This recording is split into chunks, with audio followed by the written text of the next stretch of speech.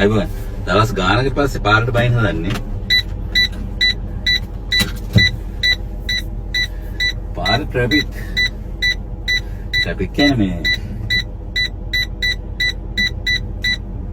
කොච්චර අවදානම් තත්ත්වයක් තිබ්බා වුණත් මේ මිනිස්සු ගමන් බිමන් යන්නේ කඩු කරලා නැහැ. ඒකයි.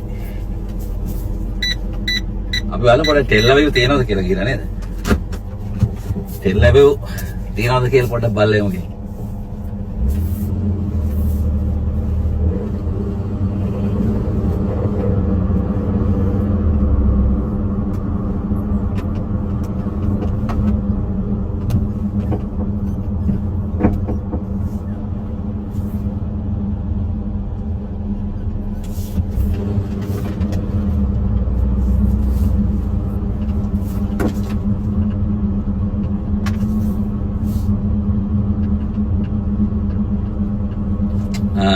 විශේෂ දෙයක් තියෙනවා කියන්නේ.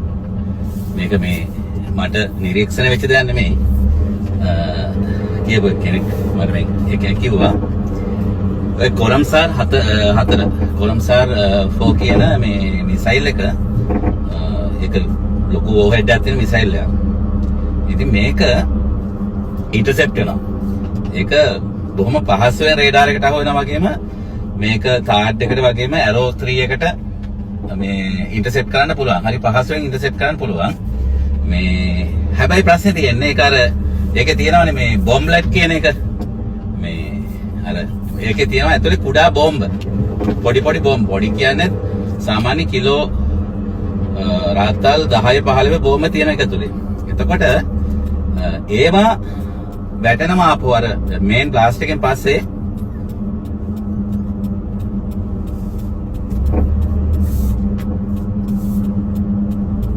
මේන් බ්ලාස්ට් එකෙන් පස්සේ ඒවා වැටෙනවා මේ පොකුරු වගේ වැටෙනවා. ඉතින් හැබැයි ඒ සියල්ලම මේ පුපුරන්නේ නැහැ. එහෙම එකකුත් තියෙනවා. ඒ ඔක්කොම පුපුරන්නේ නැහැ. හැබැයි ඒ වැටෙන ඒ සඩන් බ්ලාස්ට් එක ඒකෙන් ඩැමේජ් එකක් වෙන්න පුළුවන්.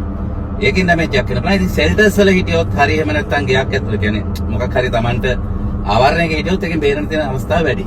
ඒක අර මේන් බ්ලාස්ට් එක කියන්නේ ඩිරෙක්ට් හිට් වෙනවා වුණත් අමාරු බේරෙන සාමාන්‍ය මිසයිල් එකක් එලින්ම ඔළුවටම පද බෑ වුණොත් මිසයිල් එකක් අපිට එකෙන් බේරෙන්න බෑ.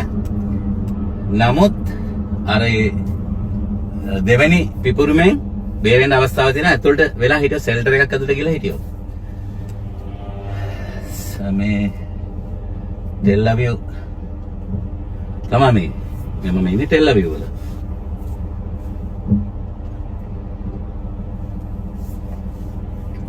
ඉතින් තව විශේෂ දෙයක් තියෙනවා. මොකද්ද මේ අද තුවාලුණා කෙනෙක්ට ඒ වගේ ඉන්ටර්සෙප්ට් කරපු බෝම්බේ ඒ කියන්නේ කොර්මසාර එකක්ද කියලා මම දන්නේ නැහැ හරියට ඉන්ටර්සෙප්ට් කරාට පස්සේ කෑල්ලක් වැටලා ඔළුව තුවාලුණා කෙනෙක්ගේ ඒ පුද්ගලයා පලස්තීනයේ ඉඳලා මෙහෙට ඇවිල්ලා අනවසරයෙන් වැඩ කරන කෙනෙක්. ඉතින් කවුරු හරි පලස්තීනෙක් වෙනවා මොකේ කවුරු හෝ වේවා ආරක්ෂා වෙලා ඉන්න ඕන කියන එක තමයි මගේ අදහස. මොකද ත්‍රස්තවාදියෙක් නෙමෙයි නම් පලස්තීනෙක් නෙමෙයි ත්‍රස්තවාදියෙක් නෙමෙයි නම් පලස්තීනෙක් නෙමෙයි කවුරුණත් ප්‍රශ්නයක් නැහැ. ආරක්ෂා වෙන්න ඕනේ හැමෝම. දැන් පොඩ්ඩක් අපි ඉස්සරහ කියලා බලමු මේ ටෙල්අවිව් තියනවාද කියලා පොඩ්ඩක් බලන්න මම යන්නේ ඒකයි. නැත්නම් ඒක නෙමෙයි මම යන්නේ. ඒක නෙමෙයි මම යන්නේ මේ පෝස්ට් ඔෆිස් එකේ පාර්සල් එකක් තියෙනවිල්ලා. ඒක ගන්න බැරුණා දැන් සති තෙමු එකේ ඔන්ලයින් ඕඩර් එකක් දාපු එකක්. ඒ තාම ගන්න බැරුණා මේ යුද්ධ නිසා.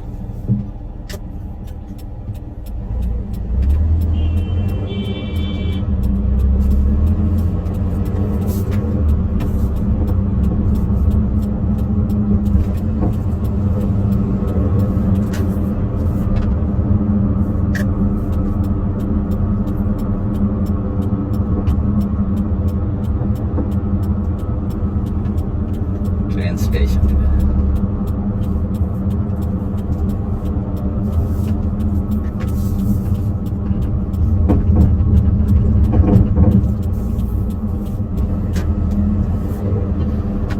මෙන්න අපි ඉන්න ඒරියා එක.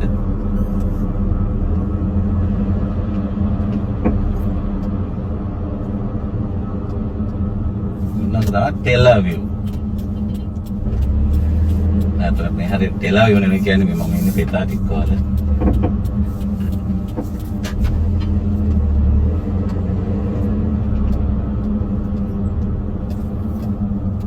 වෙනදට මගේ ලෙඩත් එක්ක මම මේ මෙතනට එනවා. මෙතන කැෆේ එකක් තියෙන්නේ. මේ කැෆේ එකට එනවා මගේ ලෙඩත් එක්ක. මේ රෙස්ටෝරන්ට් එකක් තියෙන මෙතන ඒකට එනවා. මේ රෙස්ටෝරන්ට් එක ඇරලා එනවාට ඒව වහන්නේ නැහැ. නමුත් එන්න විදිහක් නැහැ. මොකද හදිස්සියේ හරි ඇලර්ට් එකක් දුන්නොත් එහෙම මට ලෙඩව මූ කරගන්න විදිහක් නැහැනේ. ඒක නිසා මට එන්න විදිහක් නැහැ. එයාව එක්කන් එන්න විදිහක් නැහැ. ඉතින් ඔකයි ජන ජීවිතේ.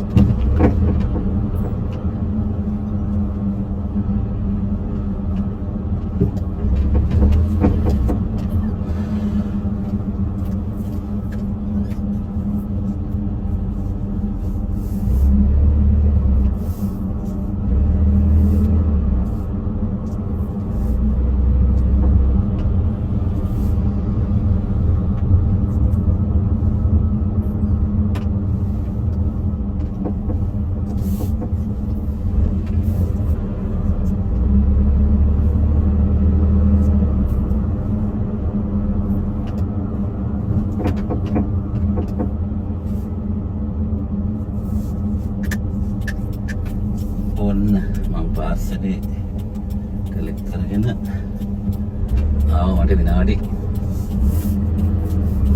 15ක් විතර ගියා වැඩේට.